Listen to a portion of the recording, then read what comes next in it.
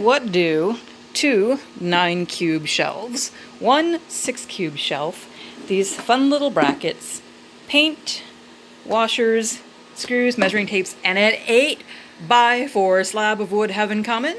Oh, I almost forgot the bumpers. Or where are the bumpers? Over here. Oh, right, they're in the closet. So what we're doing is we are DIYing a table. So it's a games table. We have puzzles and games, and there will be yarn here soon. So we have that lovely pass-through that I'm not showing because we just moved. And we want to be able to sit at our table. And yes, it will take up a good chunk of the living room, but we're fine with that because we can do 3 projects at once. So the plan is, because this is cheap, we can't screw into it. So what we're going to do, screw, washer, are going to go, I'm doing this one-handed and I apologize, like this. So we're going to only screw into the tabletop so that if we have to move, we can just remove the table and move it in bits. But because these are going to be on the corners, it will hold all 3 of these shelves together. Then, once we've screwed it on, we're going to paint it in either marble or granite. We haven't decided yet. Just ignore the cat clawing the closet door in the background. I did need to grab the sponge brushes, but we'll do either a marble or granite pattern because that's what the countertops are. They're granite. And then we're also going to do a marble or granite pattern on these pipe tubes that we got at the local hardware store. Now, they already have an adhesive on them. So once we cut them to size, they will pad the corners. And it's a bit of a shortcut so we don't have to spend time sanding this enormous slab of wood. But also, I'm clumsy. And if you're doing a puzzle, this is a bumper that'll hopefully keep the pieces from coming off. So Danny had a brilliant idea. For the purpose of this project, we're going to need to move the base 2 feet to where the middle of the table is going to be. So in order to do that, I measured out 2 feet to about there, put the stool here so I know exactly where to put this end of the base. Okay, easy way to figure out where your corners are. We figured out there's going to be 2 ends, or 2 feet on the end, and 1 feet on the side. So I took the tape measure and I put it against the board from the bottom up to find where 12 inches would be. And I made a little mark, which is not this one. Then I took, I'm going to need to use my foot for a sec, sorry. I took the tape measure and lined it up with my little hash mark. Let's say that that line is the line that I made, even though it's not. So like you do that, and then where the 2-foot mark is, that's where you put your dot. It's not the fixture holes, it's just the corners, so that we know where to line it up. So we had a bit of a mishap and an epiphany. I went to move around the table and knocked this one off. We still don't know where the other screw went. So what we're going to do, because we realized if we try to put this on here, that could very well just pop right off again. But we have command strips. So if we put a command strip here, it'll hold them in place while we're getting the tabletop on. Epiphany. Now I know what you're thinking. Why are we going to stick them to the tabletop like this? But this is 2 pieces that fold together. It's like Velcro. So it's going to hold it on there long enough for us to get the markings for the screws, and then we unvelcro it to screw it in. Don't worry, we thought ahead. So what we did then is we put the tabletop on top of the screws and it made these marks. That one's going to be a little tricky. We're going to have to put the top back on and figure out which ones are the actual marks we need. But this one went pretty well. We can see where we need to go. So then we just put the fixtures in and go from there. Might be able to get away with just measuring it, but I would rather test fit again.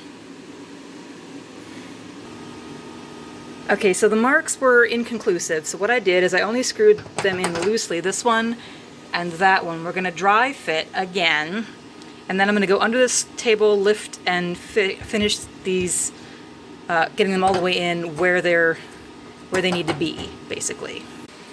So, this is the next step. Bit of a rough start with that particular corner, but we're gonna dry fit it before we remove the adhesive tape. You better believe it. Yep.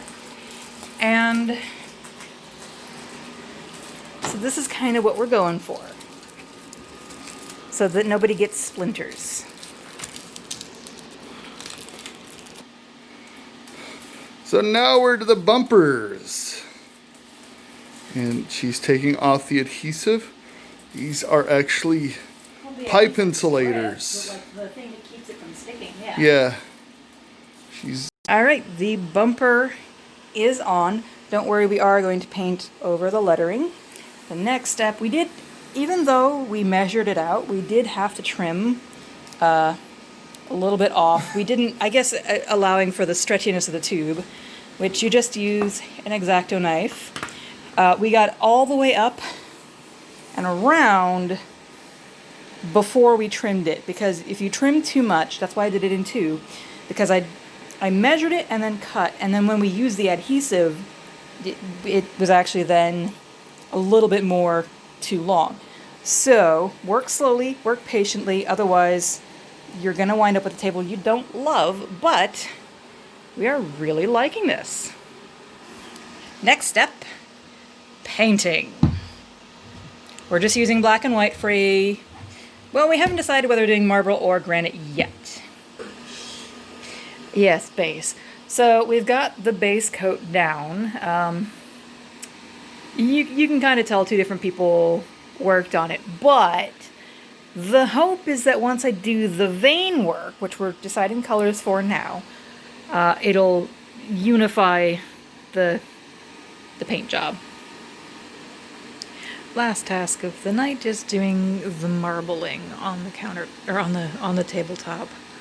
So what I've done is I've done a lighter color and then added the veins on top of that.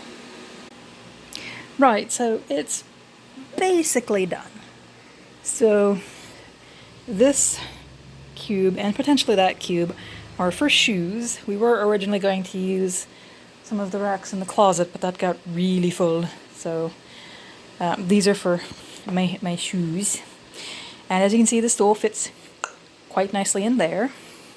Do still need to do one more coat of Mod Podge, but you know, it's essentially basically nearly done. So, as you can see, we put those cubes on the edges, even over here. Oh wow, this really is not very well lit.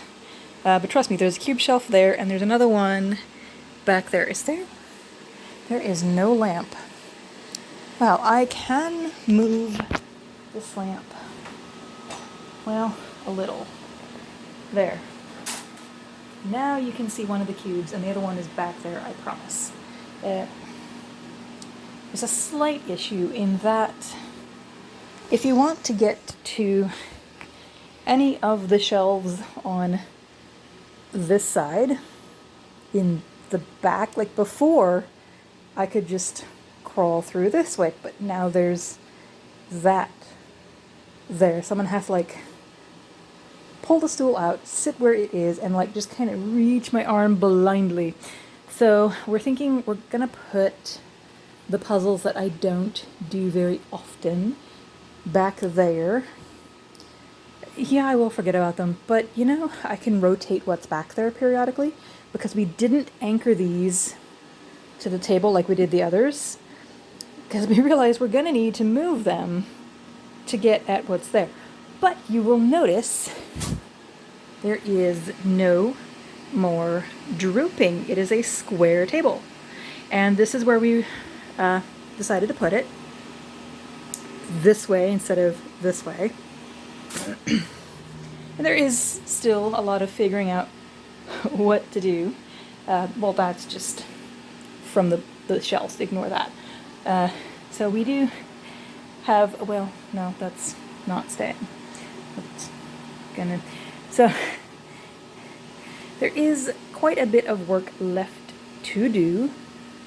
But the table itself is done, and the cool thing is you can pull the stool out, and once we get the kitchen sorted, they can pass you something through the pass-through like it's designed to do.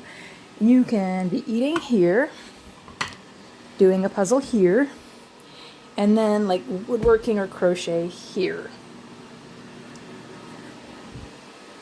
So yeah, you can do 3 or more projects at this table at one time. And there is the massive 4x8 foot cube shelf table. It's not perfect. And honestly, he has a lot of belongings, so we did need the space. But it works for us.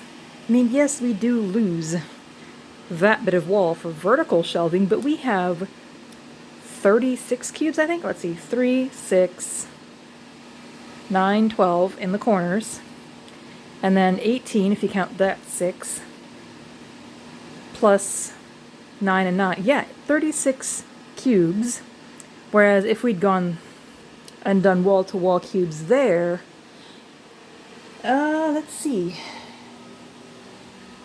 Well, we know we could have gotten at least 3 this way, so maybe a 4th there. So another one of those 4x3s. So that would have been 12 and 12. So we would only have 24 more cubes on that wall, and then still have to try to figure out what to do for a table. So we gained 12 more. We have 1 and the third. Wait, I can't do math, it's late. But we have half again as many shelves as we normally would have had we just gone vertical. And we got a table in addition, so I think it was worth it.